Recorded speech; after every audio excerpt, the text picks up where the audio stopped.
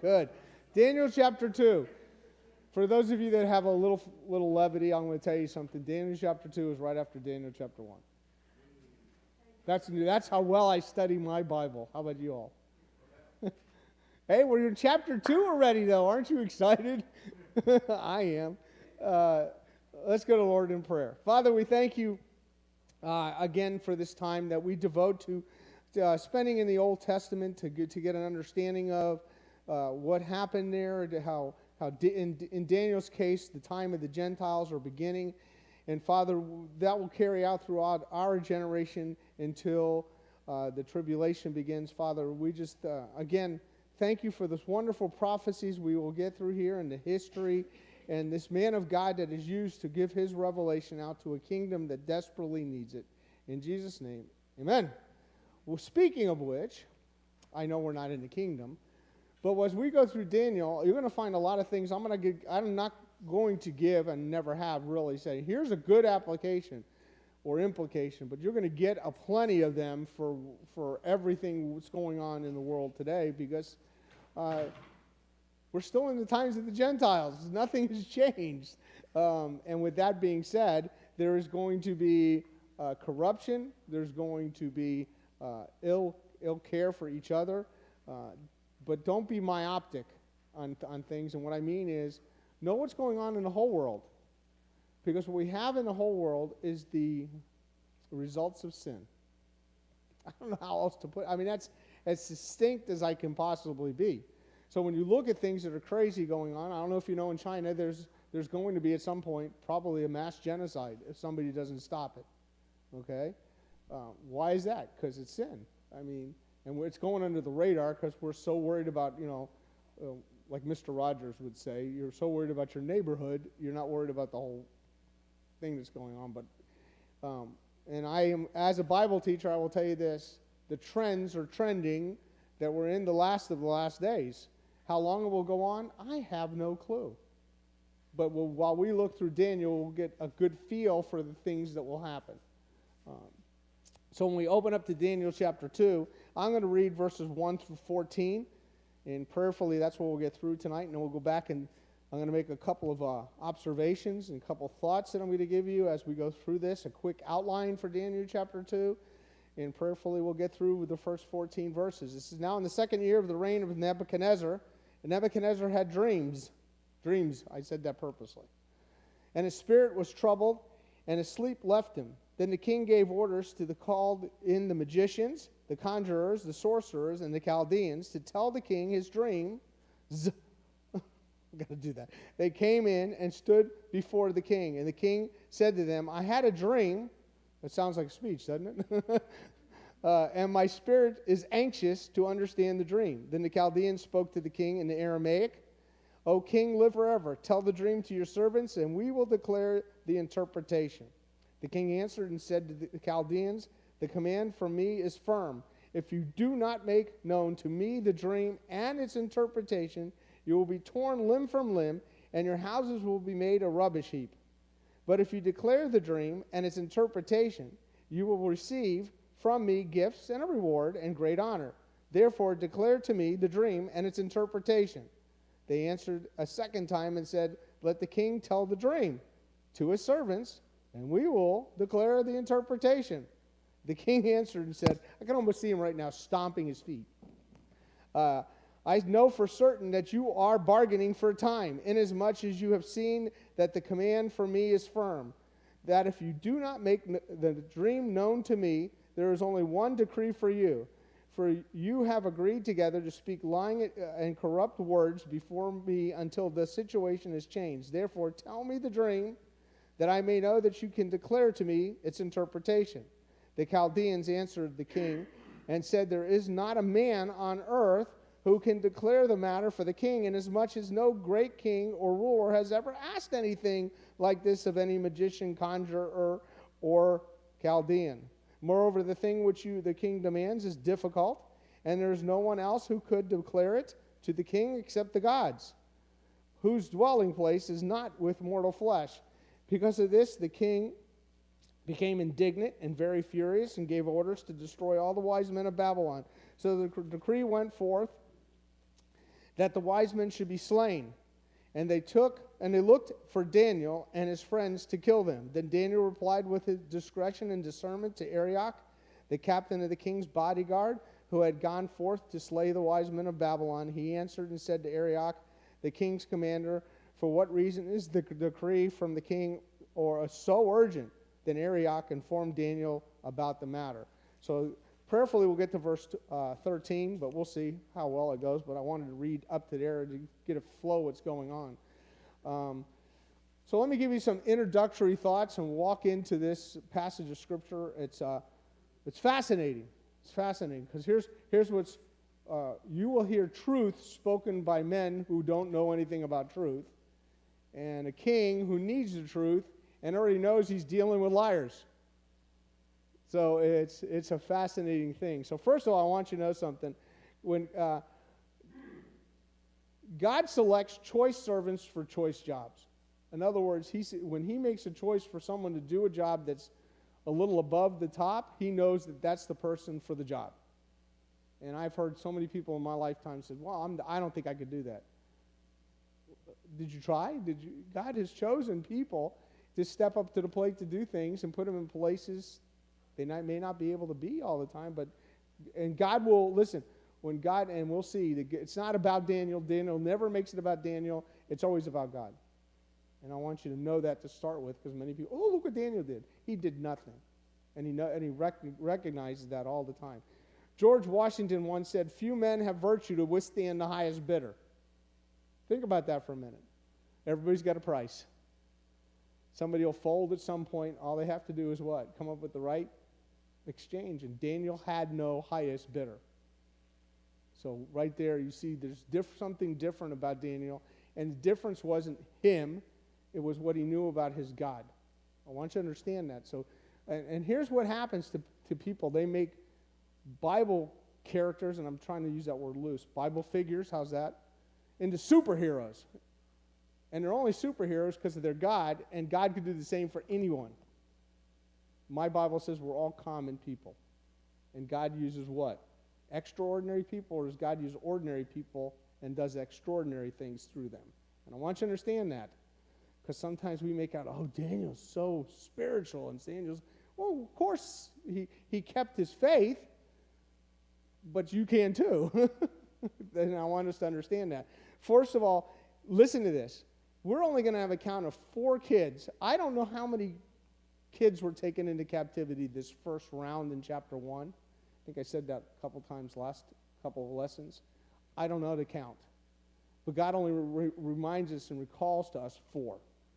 And those 4 kids, and they're even in chapter 2, they're still kids. Those 4 kids changed, well, let's say it this way, influenced the nation. Not necessarily change it. I know one man they influenced, and especially Daniel, would be Nebuchadnezzar. And that's all he had to, because Nebuchadnezzar was the first king of the times of the Gentiles. Just think about it for a second. So the pattern was set for how Israel would be out of its land and how the other nations would run over and rule over Israel, and the Jews would be out of the nation. And could the Jews still shine the light on the nations in the times of the Gentiles? And the first king's up, and the first Jewish kid runs into him, and he's shining light on him of God all the time. So kind of keep that in your mind as we go through this.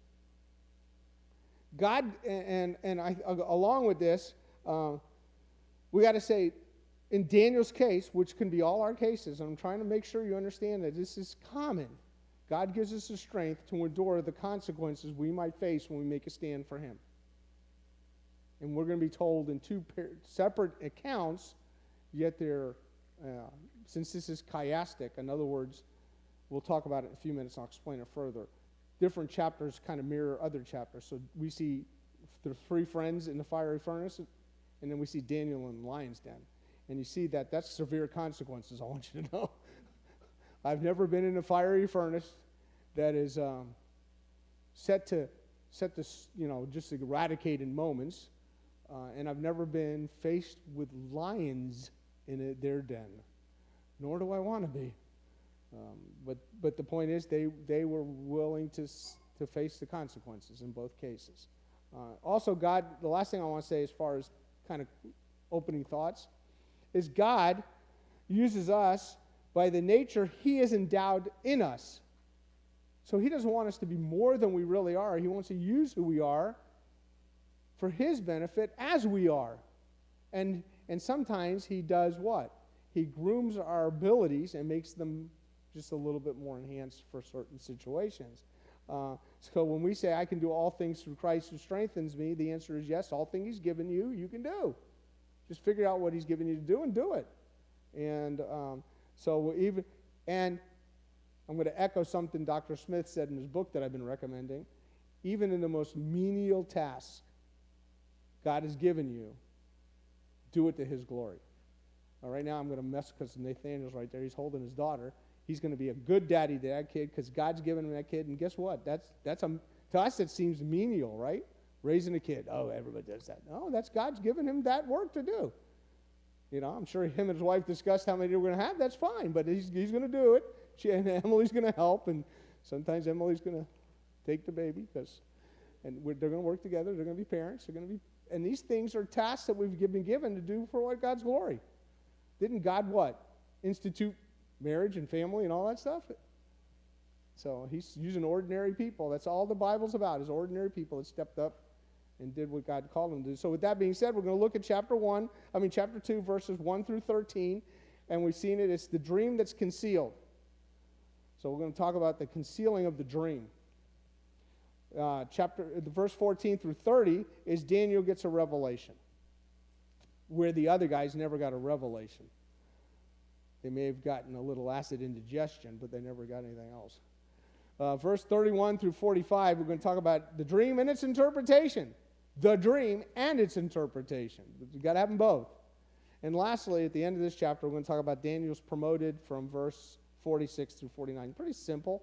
I think most study Bibles have something similar to that.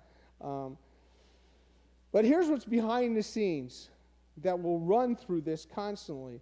God has a divine appointment that's been given, that Daniel and his friends are destined to meet, the appointment that's on schedule. They have been brought out of exile to this proper place at this time, and God says, you're up to the plate. This is it. This is your appointment. And he's using it, and just like things in our lives, it's to prove them. Not approve them, to prove them. They're going to go through the fire of life, even though 3 of them are going to go through the fiery furnace and the other one's going to go through the lion's den. They're going to go through the fire of life to be proved, and then they enter the scene the second time, because they've already been in chapter 1. We've seen that incident with the food and the court and how the new diet plan and all that stuff. Now they're going to go again. They're going to be tested. And they're not going to be tested just one more time. It's going to be a few times through this book. And right now they're under the gun, and we've read it. It's not even a death threat that Nebuchadnezzar's given them. It's an evil death threat, because it's not going to be just like, we're going to kill you. We're going to kill you dead kind of thing. But here's what I've always seen. When you fulfill what God has in your life, the cream comes to the top. And I don't think that's any different then than it is now. So again, when we're walking into this chapter, remember chapters 1 through 7 is historic. So we're in the historic section of Daniel. So we're going to get history, yet there will be prophecy. But as we go through chapter 2, you're going to see this much is prophecy and the rest of it is historical. Okay? So remember that. And same with all the chapters in chapters 1 through 7. With the book of Daniel, we move into what is known as the times of the Gentiles. I'm going to say that repeatedly because I want you to understand this is a different time for the nation of Israel. And we're still in that today. And it's basically another name for that is a time when Israel has no king and the whole world's doing what is right in their own eyes kind of thing. It's expected, right? So here, let me talk about a little bit about, I brought up the idea, let me kind of expand on it for a few minutes, the chiastic idea of chapters 2 through 7, okay? Chiastic, basically, if you make an X in Greek, that's the word, that's chi in Greek, chi, so it makes an X, it's the letter X. So if you just take part of the X, I don't know what that would be called, and do this, it's basically a way of outlining. So let me make it easier for you. chapter 2 is to chapter 7, as chapter 3 is to chapter 6, as chapter 4 is to chapter 5. You with me? 2 to 7, 3 to 6, 4 to 5. And here's what makes it even easier. Chapter 2 is we get an image of metals or minerals, I would think. I'm trying to figure out if it's metals or minerals, but we'll go with either one. Chapter 7, you get the image again, but this time it's of beasts. Same image, same type of image, just different understanding. And we'll see as we dig through it, why is there two dreams and who they're given to. Chapter 3 is disobey and you face the fiery furnace. Disobey and you face the fiery furnace. Chapter 6 is disobey and face the lion's den. See how they kind of work together? And I think if I would do Daniel for the fourth or fifth time, I would say, hey, let's do chapter 2 and superimpose 7. And we'll do a little bit, but not a lot, because I don't want to lose track of chapter 2 as chapter 2. And then chapter 4 is basically grace extended to Nebuchadnezzar. And chapter 5 is judgment on Belshazzar. So we have the first king of Babylon is extended grace, and the last king listed of Babylon is given immediate judgment, which is fun when we get there. So that's why I want you to understand the chiastic structure of this historical section. What else we have, and I want you to understand, from chapter 2, verse 4 to the end of chapter 7 is Aramaic. It's the largest portion in the Bible is Aramaic, because why? We're dealing with the Babylonians. It's strictly dealing with the history of the Babylonians, and that was the major language that they were using at that time. A little bit of Ezra also is in Aramaic. I can't remember. I think it's part of chapter 7. But not a whole lot. So when we talk about a large section, and it'll say in verse 4, then the Chaldeans spoke to the king in Aramaic. Boom, from that point on, it's... Now, this is fun with Aramaic. It's almost like Hebrew. It's very akin to Hebrew. The stem form is akin to Hebrew. The original writing is similar to Hebrew. They're just, the words are structured a little different. However, there are some words that they totally leave out of Aramaic because they don't know what to do with them. So we'll see as we go through it. I'm leaving that open for a later conversation. So let's go to verse 1, and we'll get a time marker. We'll kind of figure out where this is at and see this. And again, reading is really helpful to this. So this is this time of the next test or the next proving or whatever you want to call it. And it begins here in chapter 2. It says, now in the second year of the reign of Nebuchadnezzar, Nebuchadnezzar had dreams. Okay, it's the second year of the reign of Nebuchadnezzar. So we got to look at chapter 1 starts about 606 to 605 BC, and you would say the second year, it would be 603, but it's 602. You say, what just happened? How do we lose a year? We got to learn to read. That's all it comes down to. It says in verse 1 of chapter 1, it says, in the third year of the reign of Jehoiakim, king of Judah, Nebuchadnezzar, king of Babylon, came to Jerusalem and besieged it. That's the first sieging of Israel. It's the first year of his kingship that is not counted by the Chaldean way of counting. His first year of attaining the throne didn't count. Just as easy as that. Because everybody says, oh, there's a discrepancy in the Bible. No, there's not. So basically, we have to say, here's the way the Chaldeans counted, and here's the time. So if you want to put a time marker in your Bible, it's probably 602 BC. Again, we can go 603. But it's 3 years. It's basically 3 years from chapter 1. So if Daniel's 15, Daniel's now 18. He's still a kid. If Daniel's 17, he's 20. I don't know. It's still a kid. I don't know. The older I get, kids get older too. If you're 35, you're a kid.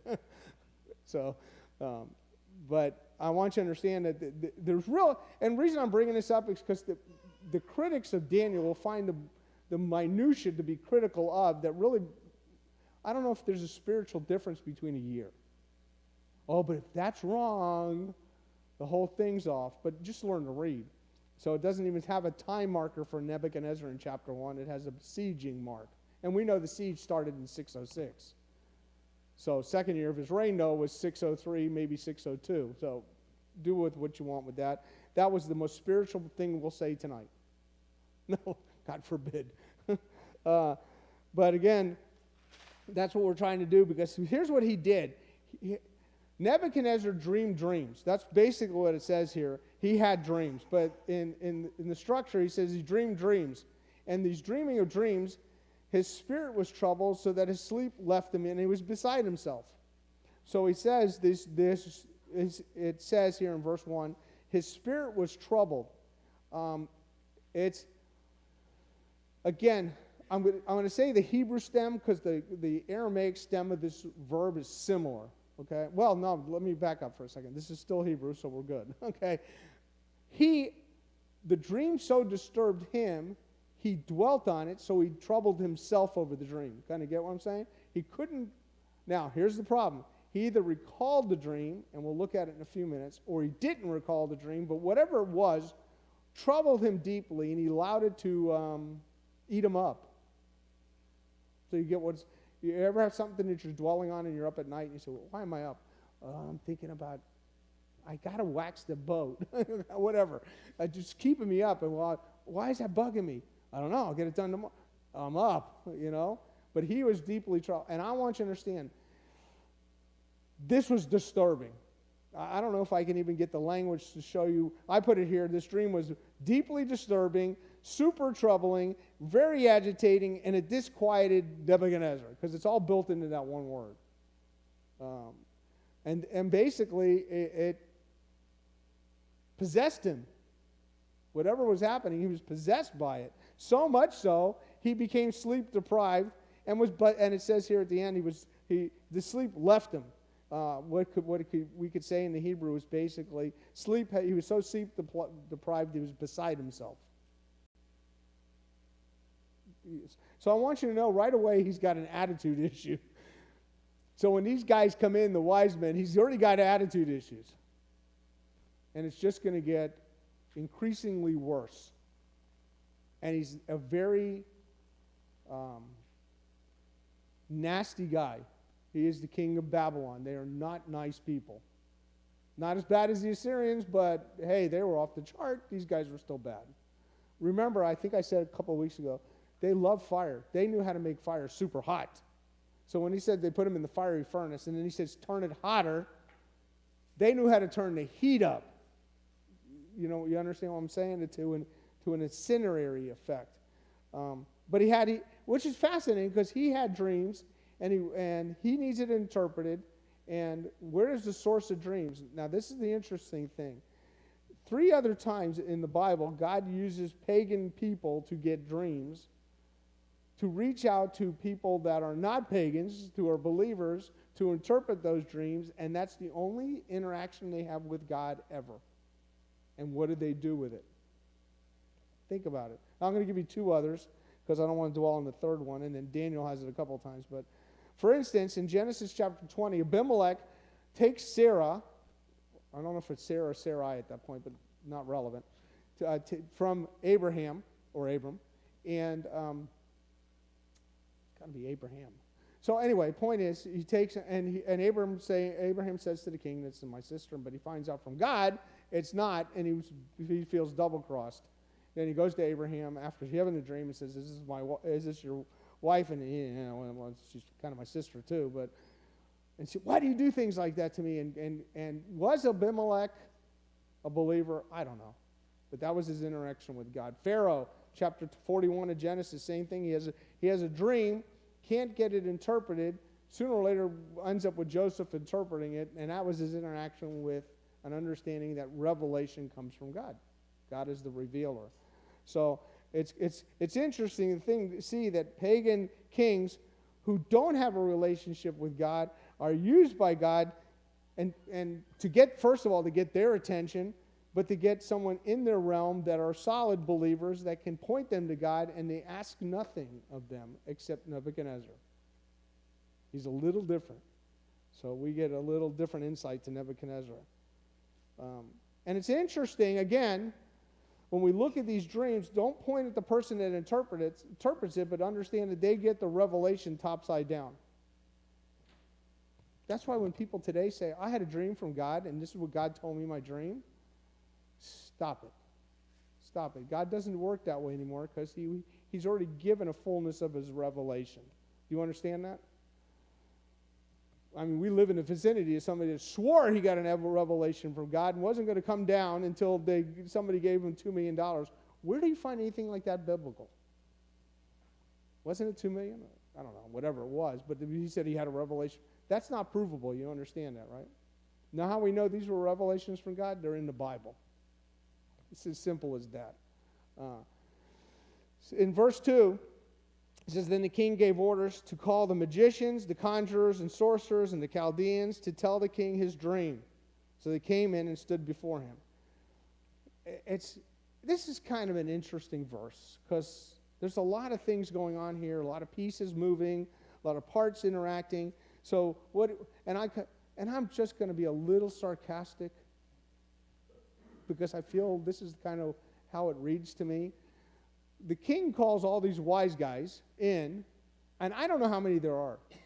4 different types, but I don't know. It could be 4 different guys. It could be a slew of guys. I'm pretty sure it was a squadron, okay? Just like when we see in Matthew chapter 2 the Magi coming from the east, and everybody said, it's 3 kings, because they brought 3 gifts. Stop it. It doesn't say how many there were. You think 3 people would disturb Herod the way he got disturbed? And I believe Nebuchadnezzar brought in a squadron of guys. Okay, so just kind of get the courtroom picture that he's bringing in all these wise men. I use it loosely. There's very little wisdom there. Bringing them into his courtroom and talking to them. Now here's what we have as options. Okay, I'm going to give you some options. And I'm open to any of them or all of them. First of all, he forgot the dreams. Now remember I said dreams, I specifically said it. It is in plural. He dreamt dreams. But however, I'm going to say this along with that. It could have been the same dream he dreamt over and over and over again. You ever dream a dream and you wake up and you say, oh, God, that's over. And you go back to sleep and it picks up with part 2.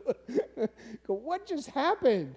Or you dream it again a couple of nights later. I had this recurring dream when I was a little kid. I was going over the Tampa Bay Bridge, and there was nothing on the other, up, and there's nothing there.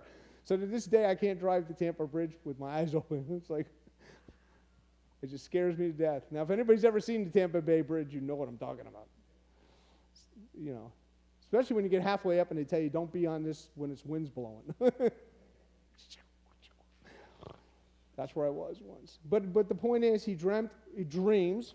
He may have dreamt the same dream over and over again, or he may have had many different dreams. However, if he had whatever he had, he wanted his wise guys to give him the dream that bothered him. So if we had many dreams, it's that one dream that bothered him, or the dream that he dreamt over and over again. He wanted them not just to give him the interpretation, and he's very firm about this. You can give me the interpretation of something I tell you because that's very subjective, right? But if you give me the dream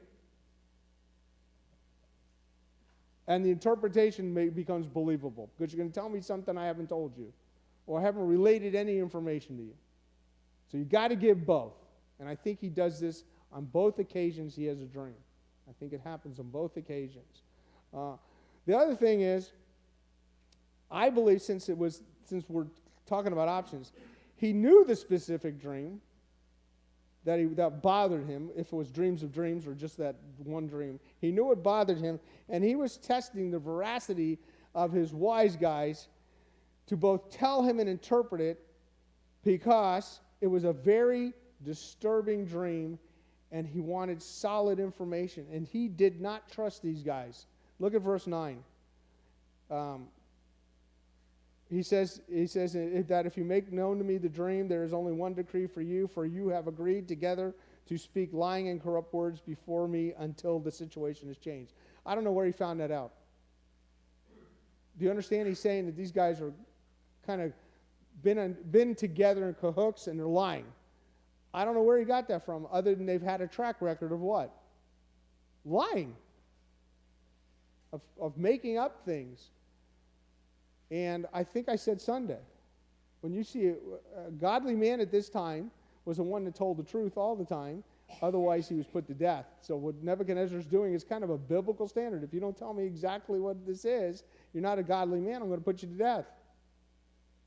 Which is kind of funny because Daniel saves them all and never gets any credit for saying, oh, thank you for being a godly guy.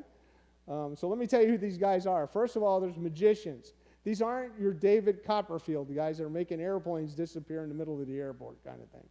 They're not magic guys. I remember as a kid, somebody said to me at church, you can't go to a magic show. They're all evil. I go, what? It's just prestidigitalis. You know that, right? It's just do something quick with your hands, deceive people.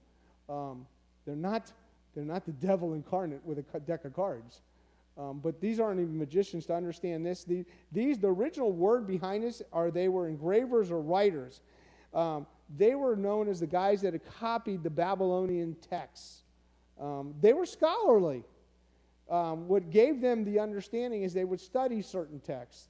I believe they were part of the group of people, because if you look at the stem of that, magicians, we get that from the idea of Magi or Magoo, who came with the wise men that came from the east to see Jesus. The right word isn't even close to magicians, so that's a translation we get out of that word, but it could be anything from transcribers, scholars. The word in Hebrew at that place is shartam, which basically means somebody who does writing by engraving. So the conjurers basically have to do with astrology, not astronomy. I mean, not astrology, astronomy. They were star watchers, stargazers. They would explain supernatural occurrences by different texts they had and images in the sky, kind of thing. They followed the stars. They were known to connect to the dead.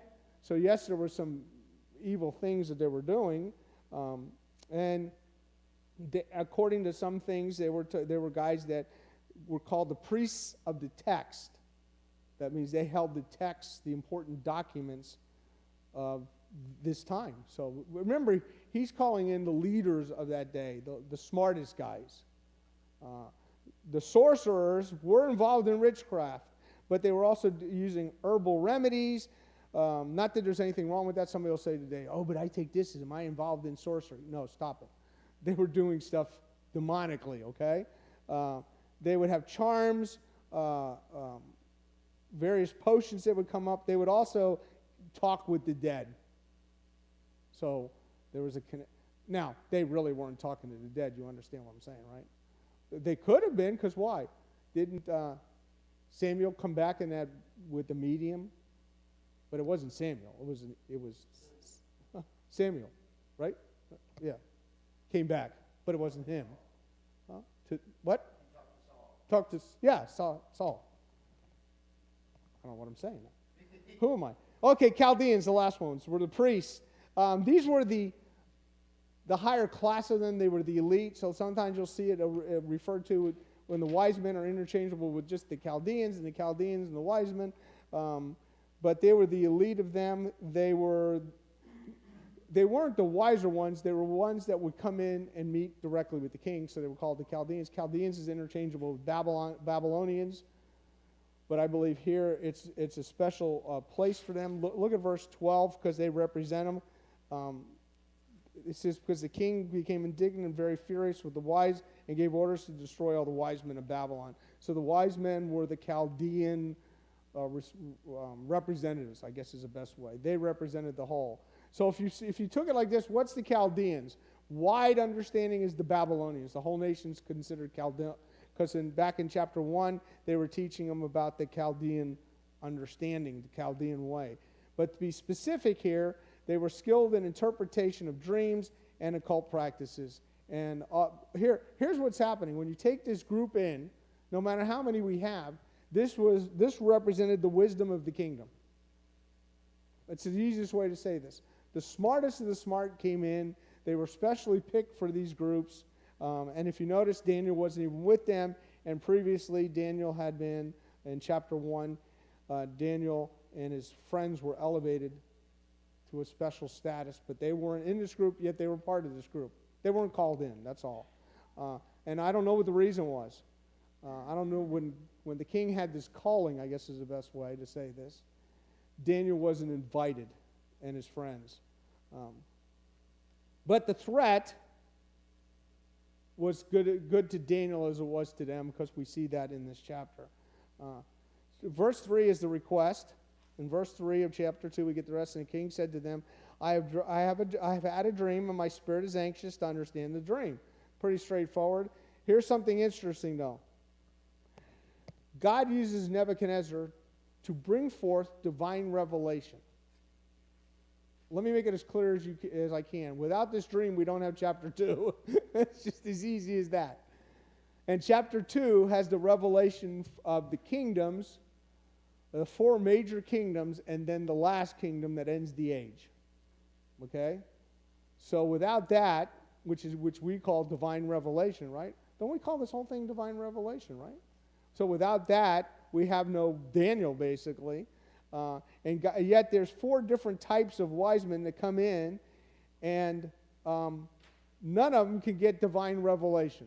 Not a one of them can get any divine revelation, because they can neither receive any nor have a relationship with the divine revelation giver. There's no relationship from the top side. There's relationships from the dark side. Could even do it like that, but not the top side.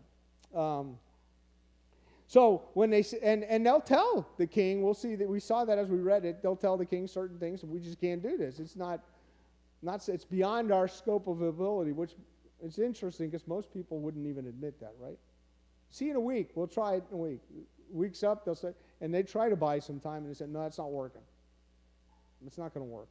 Verse 4, and this is where the Aramaic begins. It says, then the Chaldeans spoke to the king in Aramaic, O king, live forever. Tell the dream to your servants, and we will declare the interpretation. They are sticking to their guns, these guys, because they say it twice in this chapter. And Nebuchadnezzar is not only sticking to his guns, but every time they say something, he ramps up his anger. Now, he's already agitated. He's already troubled. He's already got issues, and these guys say something as stupid as they possibly can. Well, here's the interesting thing. They began off, we're your servants. The word servant here is used for wise men being servants to Nebuchadnezzar. These wise men called themselves servants, and Daniel and his 3 friends were always resignated. They were servants of the Most High God. There's a little something different about Daniel and his 3 friends that these guys weren't. It's interesting. Go to chapter 3 real quick. Chapter 3, verse 28. Let's make an observation.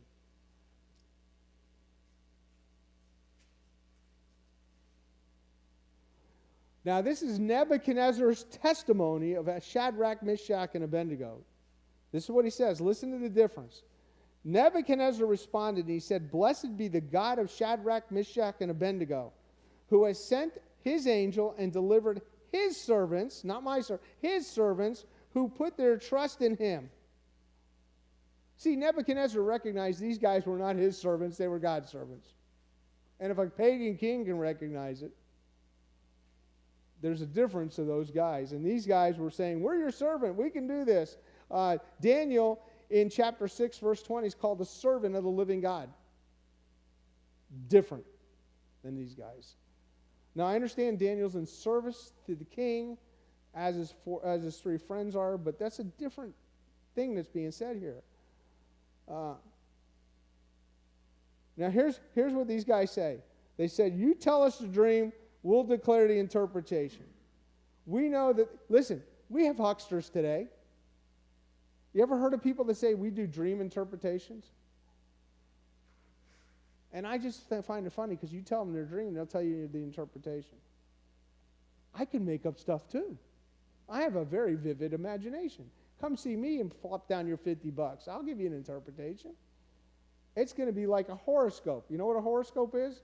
A vague understanding of a possibility that could happen, and it gives you a little something to think about, and you say all day long, oh, you know, I used to collect, and I still do, I still think I have some in my office, fortune cookies, fortunes inside.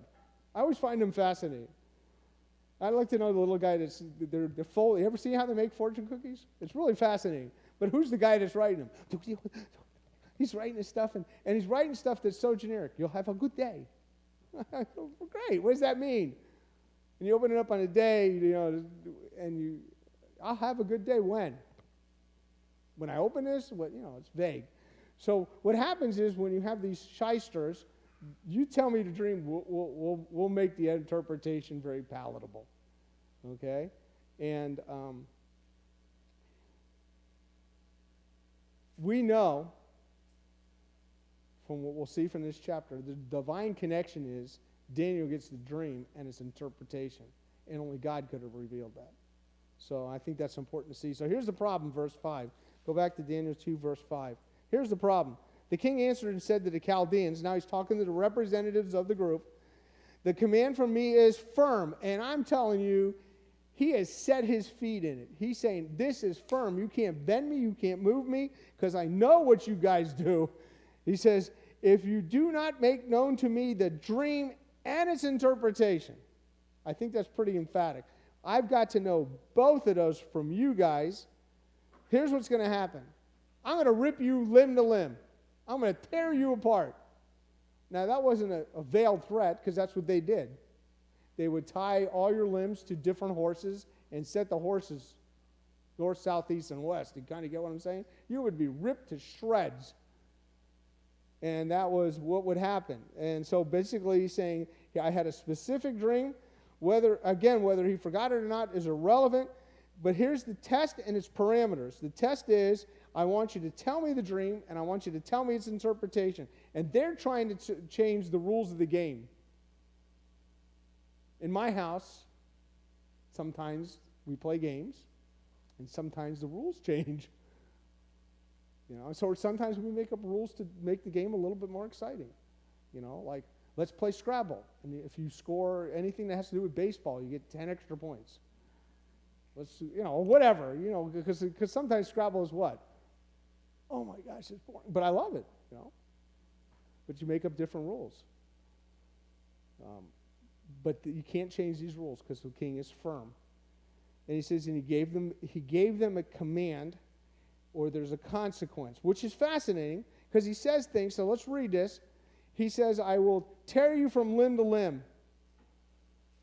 I gave you one example, but I think the other example would be very obvious later. How about lions? What would the lions do if they threw them to the lions den? It would tear them limb to limb. And then he says, and I want you to get this because it's fascinating, the undertone of this. And your houses will be made into a rubbish heap. Basically, your houses will be destroyed by a fiery furnace. You're going to make your house a burning pile of junk. So you have both the fiery furnace and the lion's den in that one verse idea there. The king was truly disturbed, and he shows his people they will die, their families will die, and they'll be leveled, their homes. This is a serious matter.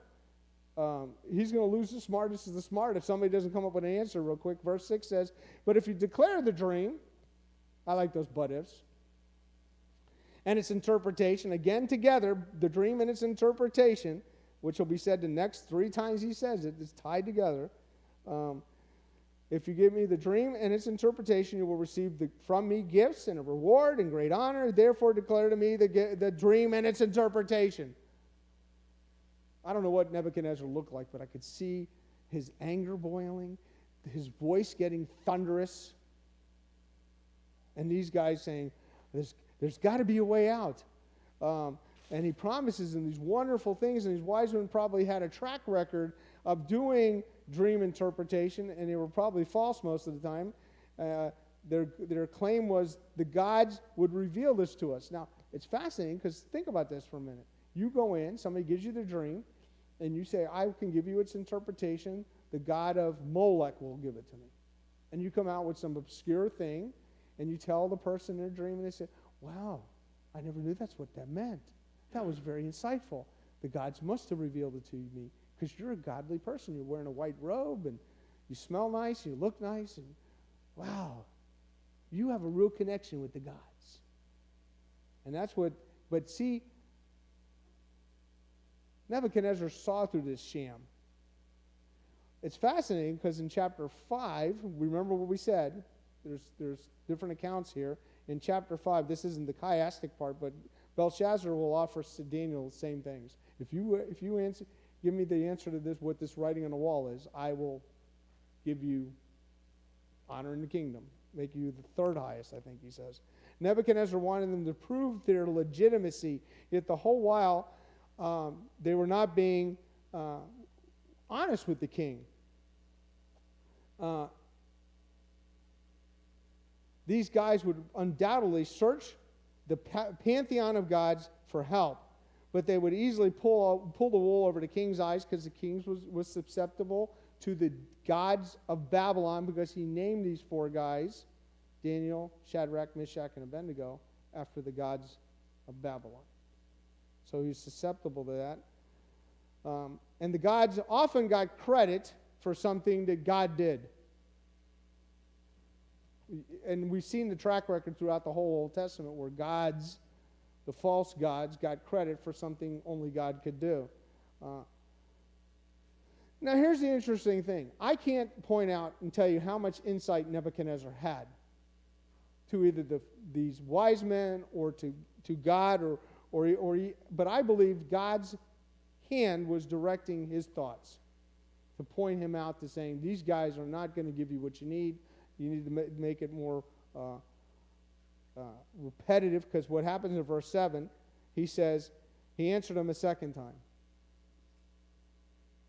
Now think, if I have to repeat myself, don't you guys get a little amped up when you got to repeat yourself? When you're giving instructions to somebody, you say, okay, let me explain to you a second time. Now here's the interesting thing. I said in Hebrew, what they usually do is repeat themselves a second time differently for emphasis. He repeats the same thing. So the instructions are absolutely as clear as they can get. Okay? Let the king tell the dream to... these guys say this, I'm sorry. These guys say this because the king's in verse 8. They say the same thing. They're very repetitious. It says, tell the dream to his servants, and we will declare this thing. Now I could just see Nebuchadnezzar going thermal on these guys. Because he says in verse 8, the king answered and said, I know for certain that you're bargaining for time. How much time do you think they need? I mean, it's kind of like, you're on the clock. I even put in my notes here, here's what these guys do. They're buying some time because death is imminent, right? Because they can't do what's been asked. And the king, I put, is a little unhappy. I don't know how else to do that. He's a little,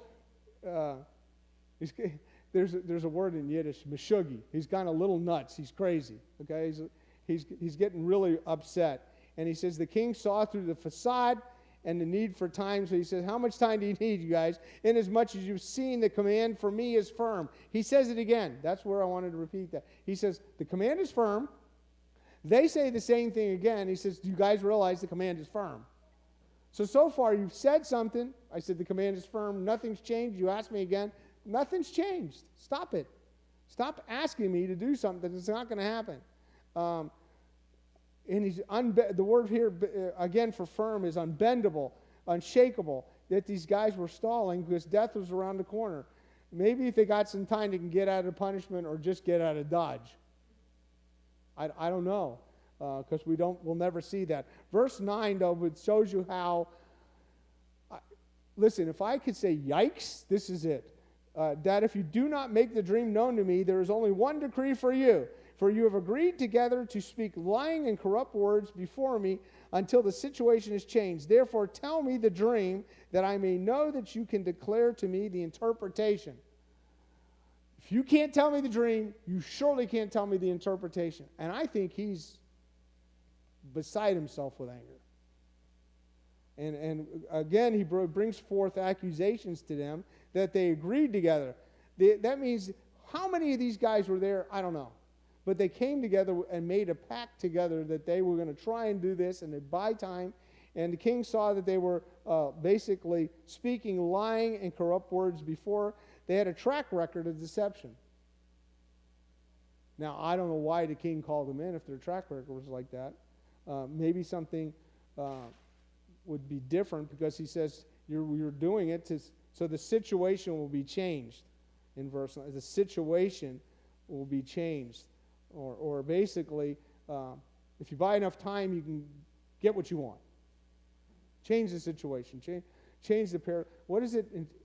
I can't think what it was. If we change the parameters of the game, the situation changes. Change it a little bit, and it works out. And basically, the principle here: start with the harder thing. Therefore, you get the easier thing. The hardest thing is to tell someone their dream, right? Walk up to somebody and say, "Hey, you seem to be a spiritual guy. Tell me my dream I had last night." The first thing he's going to look at me like, "What are you talking about? I can't do that." Right? We would call that's the impossible. How about an interpretation? How many of you could tell an interpretation of a dream? I think if you use a little imagination, all would probably be pretty good. It probably wouldn't be right, especially when we're talking about this was prophetic, but you can probably get ballpark or something would sound pretty good. Use your imagination. You can come up with a bunch of different things, But the point is, they didn't want to use imagination. If you could start with the hard thing and get it, bam, you're going to get this interpretation. Which is fascinating. Again, let me say this as clearly as I can. Revelation from God does not come to a man unless God speaks. And how is it verifiable? Because God's always right.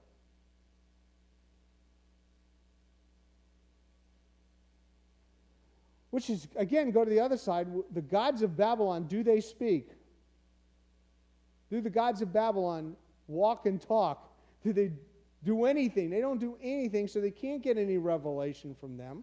So verse 10 says this: the Chaldeans answered and the king and said, "There is not a man on earth who could declare the matter for the king." Which is kind of true, because there isn't a man. And I think it's interesting because in chapter, let me think for a second.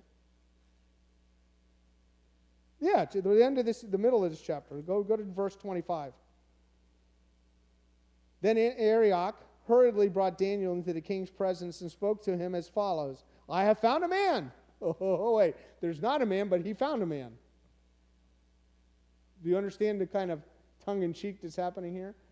Still not about Daniel, and we'll get there. I'm kind of hanging that up from when we get to that verse. But here's what they're saying: a man can't do this, and they're right, because no one can do the impossible. No king, no ruler, no one would ask such a thing. That's what they're saying here in verse 10.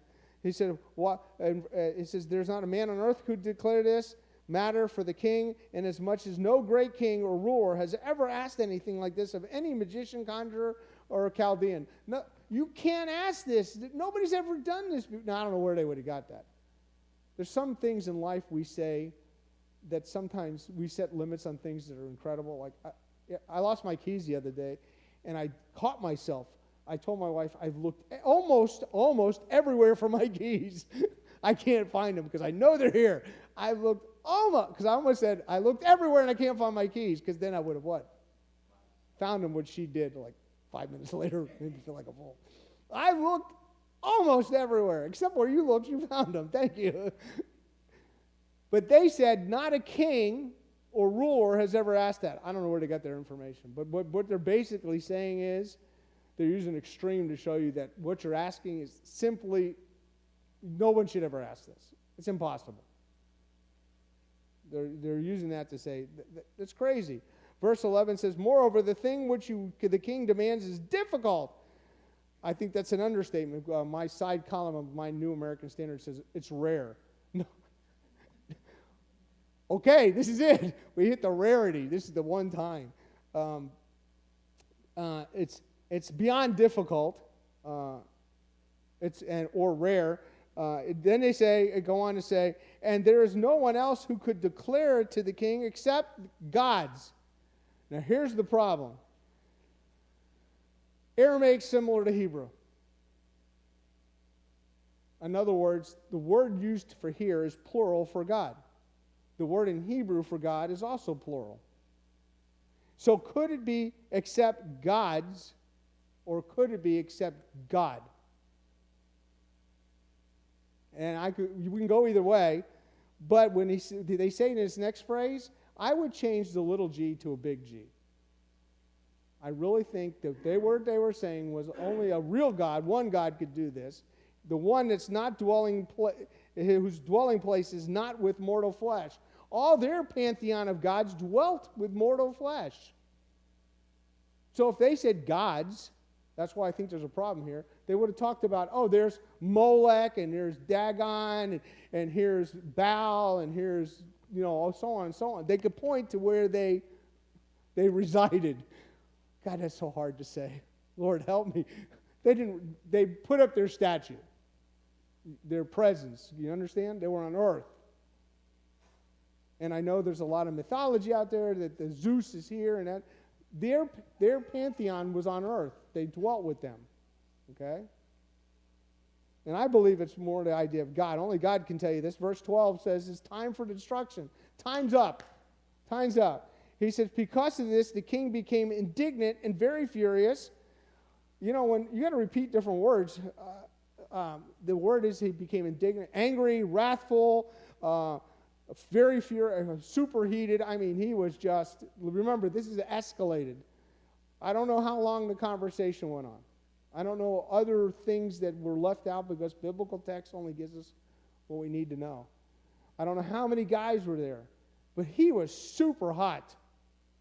And he says basically, because of this, the king became indignant and very furious. And remember, they don't have, I'm going to give one shout out, they don't have Trump's ability to use way too many adverbs.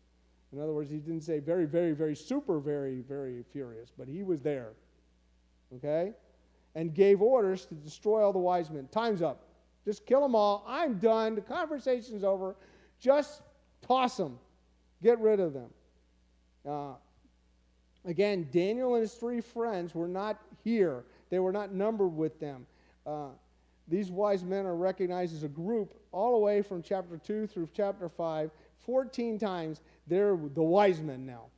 The wise men. And Daniel's not there. So the decree went forth that the wise men should be slain. Now that he made a decree, remember, he's chunking them together. Daniel's in that group. And they looked for Daniel and his friends to kill them. Now, I don't know who they are. And I'm going to assume, since Arioch and the captain of the guards comes in the next part of this chapter, that's who he sent on the hunt, because Daniel and his 3 friends were in absentia. I don't know where they were. But these guys were in this group. They were there. He's going to kill them, and now he wants to add to them Daniel and his buddies. Okay, so he sends his henchmen, which is Arioch, better known as Eric in the Bible, to go get him and bring him in. Which is funny because Arioch's name means king-like. So he's the representative of the king. So when he went out to search for them, he was the king. Because in the very next verse, then Daniel replied with discretion and discernment to Arioch, the captain of the king's bodyguard. This is the henchman. I don't know how else to say it, the inner guy. So we made it through 13 verses tonight. I want to give you a couple of one or two principles to end, and then we'll call class tonight. We'll pick up with verse 14 next week. And I'm going to say this very general, yet specific. When we have trials come our way, and we will, according to James, that we will have many trials. Sometimes they come in bunches, some in clusters, sometimes different times. God has prepared them for us.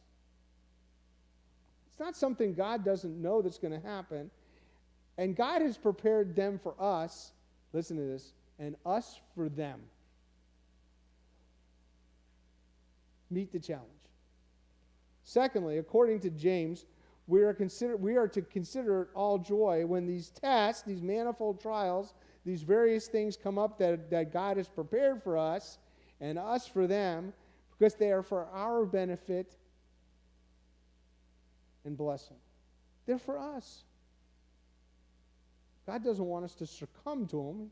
He wants us to overcome them as we go through them. And it's just like Daniel, listen, we handle things, and I love this, with discretion and discernment. And we'll talk about that next week. Father, we thank you for this time as we've looked at quickly at the opening of Daniel chapter 2, learned some lessons that were happening here to set up the the dream and its interpretation and what Daniel was allowed to do through you, Father, that he was your representative to give divine revelation to these people. In Jesus' name, amen, and to us.